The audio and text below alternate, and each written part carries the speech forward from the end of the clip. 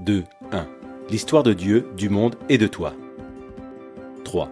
Dieu est l'union de trois personnes liées par l'amour. Au commencement, ils étaient trois, le Père, le Fils et le Saint-Esprit.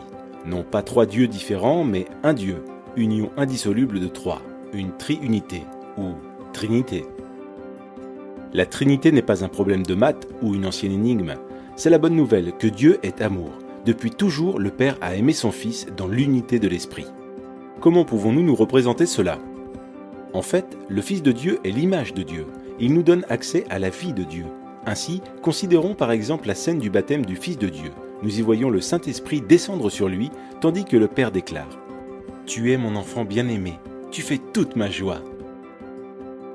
Cette scène est un aperçu de la vie éternelle de Dieu. Le Père a toujours aimé son Fils avec la joie du Saint-Esprit. Mais cet amour était trop beau pour qu'il le garde pour eux. Le Dieu d'amour souhaitait le partager.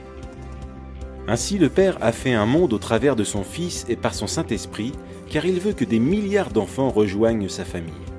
Toi et moi avons été créés pour entendre cette déclaration. Tu es mon enfant bien-aimé, tu fais toute ma joie. Le sens de la vie, c'est de trouver notre place avec eux. 2. L'histoire du monde est l'histoire de deux hommes.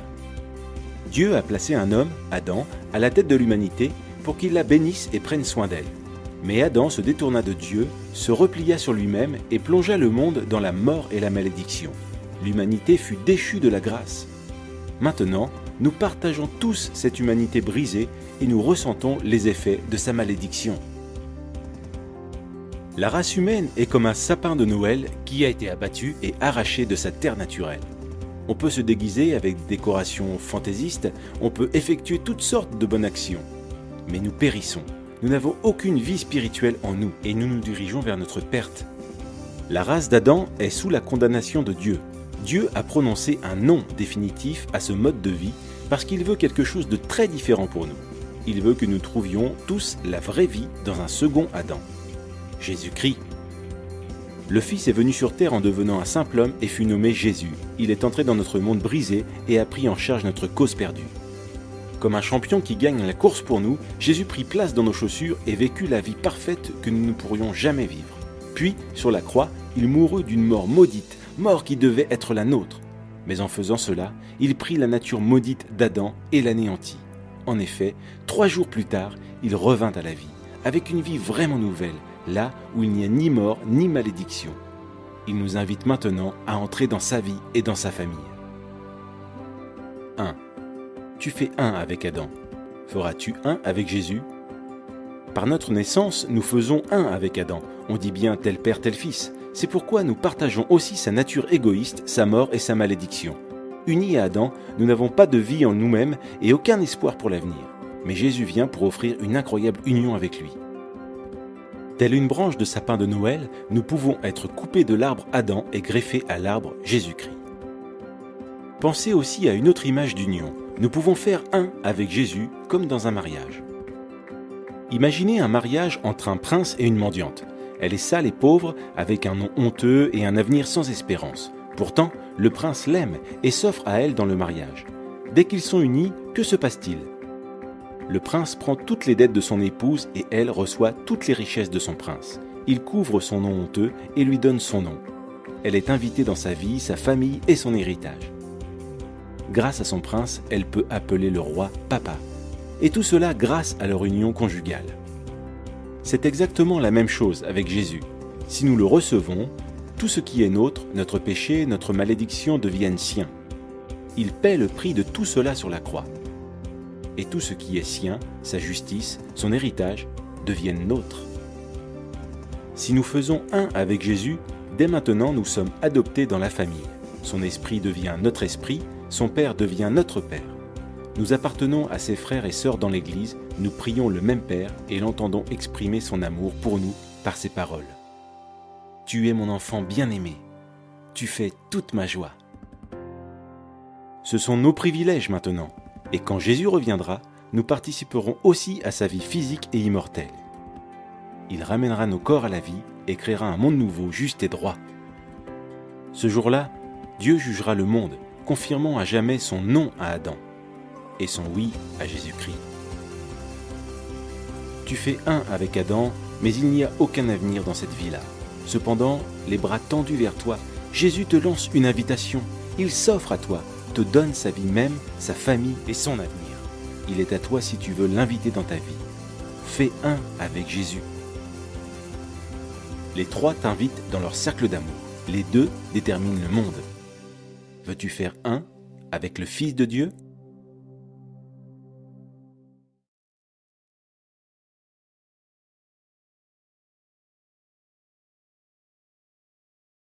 Le lendemain matin, très tôt, c'était le jour de mon départ. Mon père sort, il fait appel à un taxi. Il vient dans la cour, il me dit, mon fils, prends ta valise, monte, nous allons partir. Je monte dans le véhicule seul, avec mon père. Ma mère me regarde, elle me dit, mon fils, au revoir, pars avec la bénédiction de Dieu, que Dieu te bénisse. Je monte avec mon père, on se dirige à l'aéroport Félix Houphouët-Boigny de Port-Bouët à Abidjan. On arrive, je prends mon passeport, je vais faire les réclamations, tout. Mon père est à côté de moi. On a fini, on a visé l'heure, tout, le cachet, les visas sur l'Égypte. Mon père maintenant me regarde, il prend quelques liasses d'argent, une enveloppe remplie d'argent, et il me donne. Il me dit, tu peux pas aller comme ça, mais sache que, arrivé là-bas, tout est accompli pour toi. Mais tiens ça quand même, va-t'en, et que Dieu te bénisse. Mais bien aimé, permettez-moi de vous dire quelque chose. Lorsque vous êtes en train de traverser des situations difficiles, ne vous laissez jamais ébranler. Et ne voyez plus le côté négatif de la chose. Même si vous avez l'impression que vous pensez qu'on vous a détourné de votre voie, ne vous laissez plus jamais intimider parce que Dieu va utiliser cela pour pouvoir glorifier son nom. Alléluia. C'est comme ça que Dieu opère. Gloire au Seigneur. Et je me retrouve au niveau de l'aéroport. Mon père, après avoir fini de me donner le conseil, il me dit, mon fils, que Dieu te bénisse, pars avec ma bénédiction. On était là, on nous appelle. On dit, les passagers qui partent en destination de l'Égypte, veuillez embarquer dans l'avion. J'ai regardé mon père, je lui ai dit au revoir. Il m'a embrassé, il m'a dit, mon fils, pars. On a quitté, je suis monté sur les escaliers, on est descendu. Plutôt, j'ai pris les escaliers, puis nous sommes descendus sur la piste d'atterrissage en face de l'avion. C'était mon baptême d'avion. C'était la première fois de monter dans l'avion. Et je pars, il y avait tellement de passagers. Nous sommes montés, l'avion a décollé et nous sommes partis. Après quelques heures de vol, avec escale au Ghana, nous voici dans un grand pays, un pays très vaste, qu'on appelle l'Égypte. Et j'arrive, je ne connaissais personne. À peine nous sommes descendus, je me suis rappelé que mon père m'a dit de ne pas sortir de l'aéroport. Parce que l'arabe à qui il avait donné des consignes, ce monsieur devrait automatiquement venir me chercher. Donc j'arrive dans un pays où je ne connais personne. Je viens, je dépose ma valise. Et je suis là arrêté en grand boubou. Je ne vois personne. Un pays vaste. Dans le temps où j'étais en Égypte, en 89, le Caire seulement faisait 26 millions d'habitants, la capitale, le Caire. Mais aujourd'hui, je vous parle, l'Égypte tout entier fait 66 millions d'habitants. Et le Caire fait 32 millions d'habitants. Et j'étais là à l'aéroport, je voyais des parents qui venaient chercher leurs enfants qui venaient de l'Europe, d'autres aussi venaient accompagner leurs enfants pour aller quelque part aux États-Unis et puis dans d'autres pays africains. Et moi, j'avais été complètement déboussolé. J'ai dit, mais Seigneur, je ne comprends pas. Mais où est cet arabe-là? Il est où? Donc j'avais commencé maintenant à prendre peur parce que je ne connaissais personne. Et j'étais en tenue de circonstance en grand boubou. Et tout d'un coup, par la grâce de Dieu, je lève la tête, je regarde en face de moi, à près de 100 mètres, je vois un arabe aussi grand de taille comme moi. Lui, il était habillé en complet, 3 boubous, 3 pièces, et puis il avait les phylactères sur la tête. Selon les indications que mon père lui aurait données. Quand il m'a vu, il a su automatiquement. Puisque mon père lui aurait dit que son fils est grand de taille. Et quand il m'a vu, il est venu vers moi. C'était un arabe. Il s'est dirigé vers moi, et puis il est venu, il m'a vu, il m'a dit « Assalamu alaikum ». Chaque fois que vous entendez « Assalamu alaikum », ça veut tout simplement dire que la paix de Dieu soit sur vous. Et il m'a salué en fait. Il a dit « Assalamu alaikum », qui veut dire que la paix de Dieu soit sur vous. Et moi aussi j'ai répondu, j'ai dit « Amin alaikum assalam ». Amin, ça veut tout simplement dire « Amen ». Alaikum assalam, ça veut dire « Moi aussi je reçois cette paix ». Après il m'a tendu la main. Et il m'a dit « Marabba, ya El Hadji, Youssouf connaît ». C'est plus tard que je suis allé comprendre. Quand il a fini de dire « Assalamu alaikum », qui veut dire que la paix de Dieu soit sur toi. Et moi aussi j'ai répondu, j'ai dit Amin alaikum assalam, qui veut dire que je reçois cette paix. Après il m'a dit Marabba, il m'a indexé comme ça, il m'a dit Marabba, ya El Hadji Youssouf connaît. Et il m'a encore retendu la main. Mais je suis allé comprendre plus tard que le mot Marabba, en arabe, veut tout simplement dire bonne arrivée. Mais maintenant quand il a dit ya El Hadji Youssouf connaît, le mot El Hadji voulait tout simplement dire étranger parce que j'avais quitté mon pays pour venir maintenant dans un autre pays qui était l'Égypte. Donc le mot El Hadji, selon le sens étymologique de l'arabe, veut tout simplement dire étranger. Nos parents, n'ayant pas la connaissance de cela, ils pensent que c'est quand tu vas à la Mecque, et quand tu termines le pèlerinage de la Mecque, et quand tu reviens maintenant dans ton pays, quand tu as bien un grand boubou, tu dis aux gens, il y a le manan kakara et l'adjie, il y a le manan kakara et l'adjie. Ce n'est pas ça. Ça ne veut pas dire grand type. Alléluia.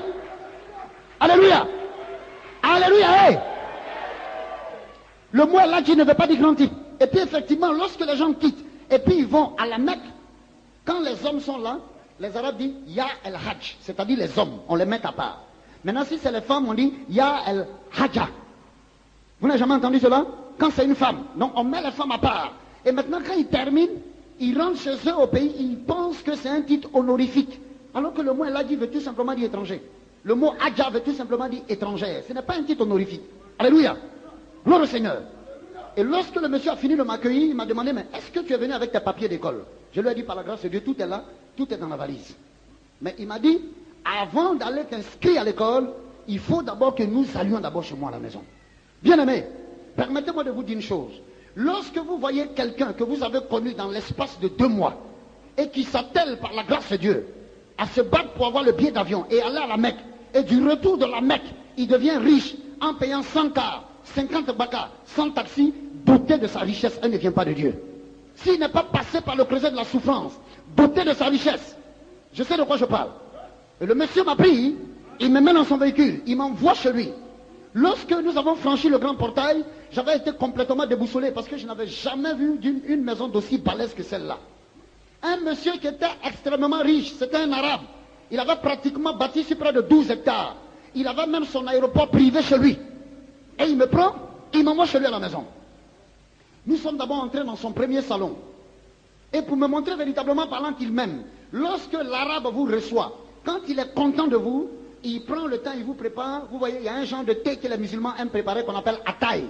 Ce sont les arabes qui ont commencé cela. Donc pour vous prouver qu'il vous aime, il prend d'abord le temps et il vous prépare le thé. Donc lui et moi, nous sommes restés pratiquement près de 30 minutes. Mais moi, il s'est assis dans son premier salon, j'avais seulement que la tête tournée.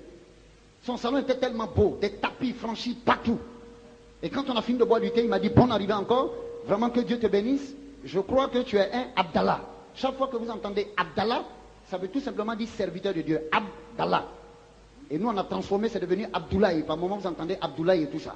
Donc il m'a dit, je crois que tu seras un bon Abdallah. Et à peine on a fini de boire du thé, il m'a dit, bon, prends maintenant tes effets, pour qu'on aille à l'école, on va t'inscrire, et puis négocier la place pour l'internat, tu vas rester là-bas. Alléluia. Alléluia. Avec Dieu, il n'y a pas de hasard. C'est maintenant que j'ai compris, c'est bien même que le Seigneur m'a permis d'aller en Égypte. Et je suis allé comprendre un certain nombre de choses pour venir les dévoiler et présenter qu'il n'y a que Jésus seul qui est capable de donner la vie. Alléluia. Je dis alléluia, bien-aimé. Sois fier d'être chrétien. Acclame très fort le Seigneur. Un tout petit peu. Gloire à Jésus. Gloire à Jésus. Et je pars avec l'arabe. Il m'a pris dans un véhicule excellent, plus puissant même qu'une limousine. C'est bon. Et on arrive, on va m'inscrire dans cette université. Une université tellement vaste. Il y avait pratiquement presque toutes les nationalités. Les Asiatiques, les Africains, les Ivoiriens, plein. On m'inscrit, on me trouve une place là-bas à l'internat. Et il me laisse, il me dit, bon, de temps en temps, comme lui-même viendra faire un tour ici, il ne pourra jamais m'abandonner et tout ça. En cas de quoi, de lui faire appel au cas où j'aurais besoin de quelque chose. Je lui ai dit, il n'y a pas de problème. Nous sommes restés dans cette école. On a pris d'abord 2 ans. On a étudié ce que c'est que l'islamologie. C'est-à-dire l'étude de l'islam. Qu'est-ce que c'est que l'islam? Qu'est-ce que c'est que la religion musulmane? Et qui est Mahomet, le fondateur de l'islam? Et quand on a fini cela, on a encore pris 2 autres années. On a étudié ce que c'est que les hadiths. Et plus tard, je suis allé comprendre que les hadiths là, c'est une invention de Mahomet. Mahomet a fabriqué une histoire, ne serait-ce que pour pouvoir imiter Jésus. Parce que dans les hadiths, on parle des actions que Mahomet a fait. Mais on n'imite pas Jésus. Jésus est Dieu, alléluia. On ne peut pas l'imiter, il est la révélation de Dieu lui-même. Mahomet a beau imiter, mais la preuve en est que Mahomet est mort, il est resté dans le tombeau, il a pourri là-bas. Mais Jésus-Christ, il est ressuscité le 3e jour. Gloire au Seigneur. Je dis gloire au Seigneur. Lève la main, dis gloire à Jésus. Dis gloire à Jésus. Que Dieu vous bénisse abondamment. Gloire au Seigneur. Maintenant, ce qui était important, c'est que dans cette école-là, je posais tellement de questions aux gens. J'ai coutume de dire aux gens que il faut que chaque personne sache d'où il vient et où il va. Alléluia. Nous venons tous de Dieu. Et aujourd'hui, Dieu nous donne l'occasion pour que nous puissions répartir vers lui par le biais de Jésus. Nous venons tous de Dieu, mais nous avons succombé à cause de notre ancêtre, qui est Adam. Mais Dieu nous aime tellement qu'il nous donne le ministère de la réconciliation par le seul médiateur qui est Jésus-Christ. C'est pourquoi quand Christ était sur la croix, la seule chose que Dieu attendait de voir pour libérer l'humanité, c'était le sang de Jésus qui devait couler. Le sang de Jésus n'est pas le sang d'un poulet, ce n'est pas le sang d'un animal, ce n'est pas le sang d'un bouc, ce n'est pas le sang d'un mouton, mais c'est le sang du Fils de Dieu qui nous libère. Gloire au Seigneur. Alléluia. Lève la main, dis Jésus, je t'aime. Dis ça avec conviction, dis Jésus, je t'aime. Dis Jésus, je t'aime trop. Parce que tu m'as ouvert les yeux.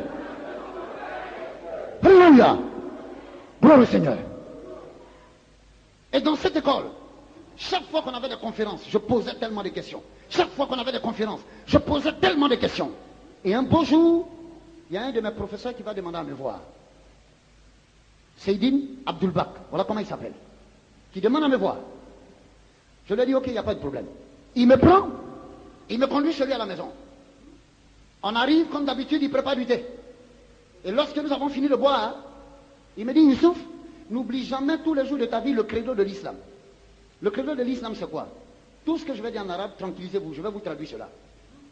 Il me dit, n'oublie jamais tous les jours de ta vie le credo de l'islam. N'oublie jamais la religion musulmane. N'oublie jamais qu'il y a un seul Dieu qui est Allah. Et n'oublie jamais son prophète Mohammed. Le credo de l'islam, regardez. Chaque fois que vous voyez des imams ou des musulmans qui partent au niveau de la télévision pour annoncer un programme, quand on leur tend le micro, avant de parler, vous allez voir, comme ils aiment mystifier, ils vont commencer Aouzu billahi min shaitan rajim, la ilaha illallah sayyidina Muhammad rasulullah sallallahu alayhi wa sallam. Mais s'ils savaient ce que ça veut dire, ils n'allaient pas réciter. Dis l'ignorance tue. Dis avec conviction, l'ignorance tue. Dis encore, l'ignorance tue. Je vais vous expliquer cela tout à l'heure. Il m'a dit, n'oublie jamais le credo de l'islam. Je lui ai dit, par la grâce de Dieu, je ne les oublierai jamais. N'oublie jamais qu'il y a un Dieu qu'on appelle Allah. J'ai dit, par la grâce de Dieu, je n'oublierai pas ça. N'oublie pas qu'il y a un seul prophète, le prophète Mohammed. J'ai dit, je n'oublierai pas ça. Et quand on a fini, il a pris quelques liasses d'argent et il m'a donné. Et quand j'ai fini avec lui, la nouvelle maintenant est allée chez notre recteur de l'université. Un monsieur aussi extrêmement riche. Pour leur amener à comprendre que je suis un élément qu'on doit initier. Et c'est lui maintenant, quand je vais rentrer en contact avec lui, il va introduire maintenant dans mon esprit, mais Youssouf, ne veux-tu pas être riche tous les jours de ta vie? Quand j'ai entendu le mot richesse, j'ai sauté, il était tellement content. J'ai dit, hé, mais moi je suis venu ici pour pouvoir étudier. Mais si on me parle de richesse là, mais pourquoi ne pas sauter sur l'occasion? Mais bien aimé, ce n'est pas n'importe quelle richesse qu'il faut accepter. Ce n'est pas n'importe quelle somme d'argent que n'importe qui vous donne qu'il faut accepter. Parce que derrière, il peut avoir un pouvoir mystique pour vous déstabiliser, pour vous communiquer une certaine maladie même. Parce que même en sorcellerie aujourd'hui, on communique le sida. Mais la bonne nouvelle pour nous, c'est que tout ce que les gens nous présentent comme nourriture ou bien argent, on se réfère à Apocalypse 12, verset 11 qui dit, nous avons la victoire à cause du sang de l'agneau. Gloire au Seigneur. Alléluia.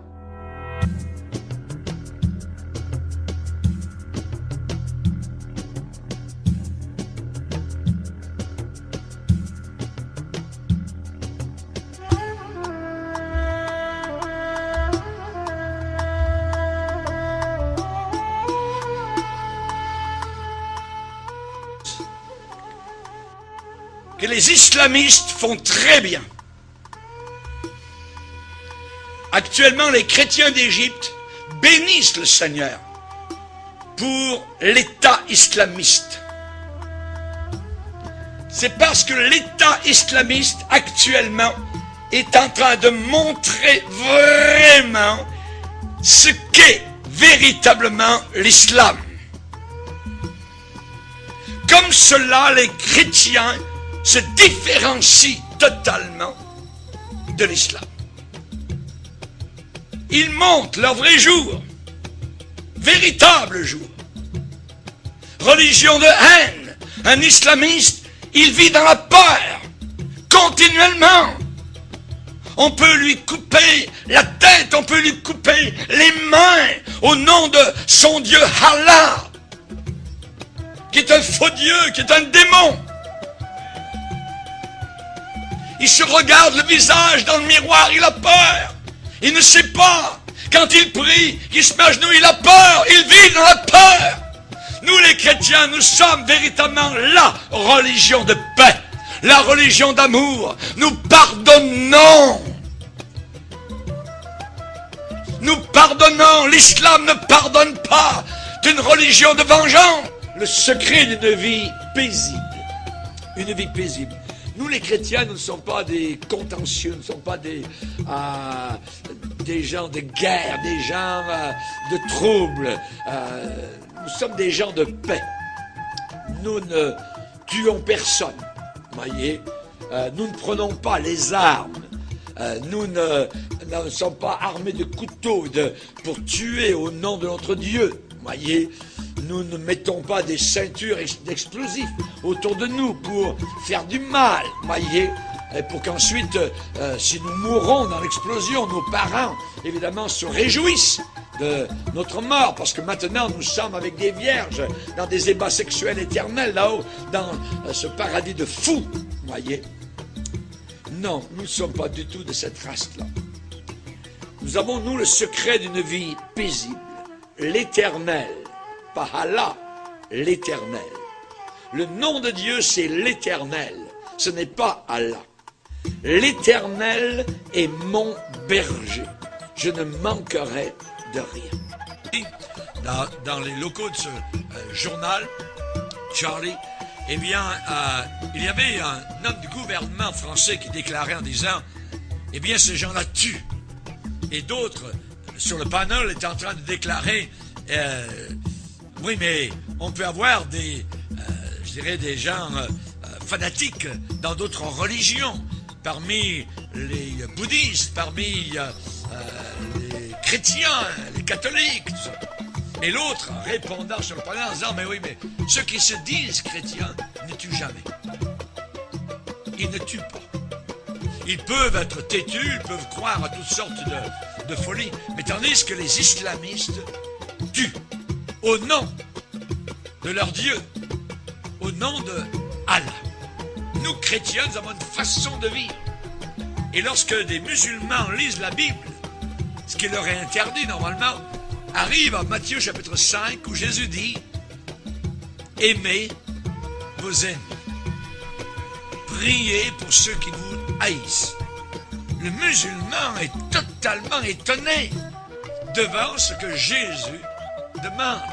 Parce que dans son livre à lui, nous le verrons durant la conférence, la fameuse conférence, et elle va être sur Internet, ça s'appelle le Coran et le Christ. Ceux qui nous écoutent actuellement peuvent aller voir donc sur Internet le Coran et le Christ, et vous allez voir donc ce que le Coran déclare et ce que la Bible déclare. Si vous descendez dans le Coran, vous descendez dans un enfer. Quand vous lisez la Bible, vous prenez une bouteille d'oxygène céleste, de pardon, de libération, voyez.